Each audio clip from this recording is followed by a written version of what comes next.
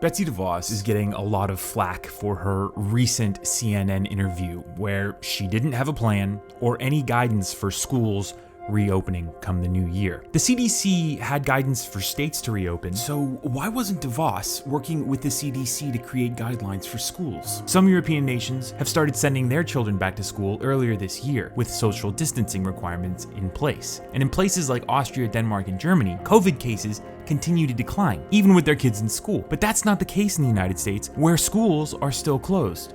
So what's the difference? Well, some Americans are just plain stupid. In Austria, Denmark, and Germany, the pandemic was widely accepted, and wearing a mask didn't become a political issue. Fraternities in Austria, Denmark, and Germany weren't offering prizes for who caught COVID-19 like they did in Alabama. Austria, Denmark, and Germany didn't have a huge spike in cases like Arizona is currently facing. As a matter of fact, Arizona has more new cases than the entire EU put together. Austria, Denmark, and Germany didn't have 3 teachers who hosted a summer school classroom where all 3 teachers were infected with COVID-19.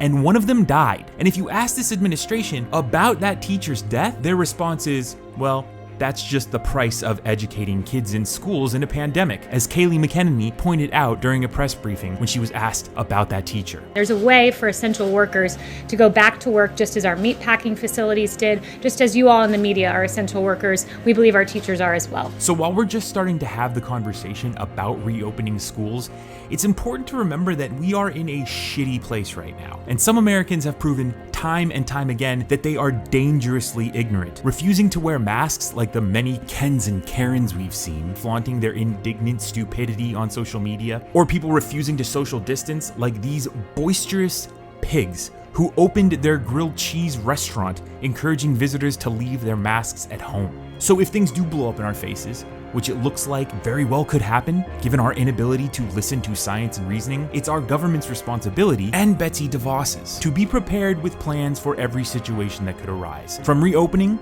to a small outbreak, to a massive one and everything in between. Schools should have thermometers and be testing children and staff daily. Clear guidelines should be distributed to all American families in case of an outbreak, or if their child is sick. A team of pediatric physicians should be on call to deploy to a school in case of an outbreak. Ventilators and PPE need to be ready for local hospitals. And those are recommendations coming from a guy on the internet who makes YouTube videos. You would think the Secretary of Education would have more answers, but she doesn't. Thanks for watching this episode of Reflect. Be sure to subscribe to get the next video in your inbox. I'm Brendan Plank. See you in the next one.